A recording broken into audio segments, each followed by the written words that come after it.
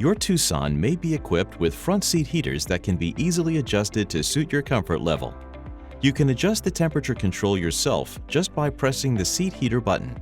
When you first press the seat heater button, the initial temperature control will be set to high. Press the seat heater button consecutively to select the temperature control to medium and then low, and then once again to turn them off.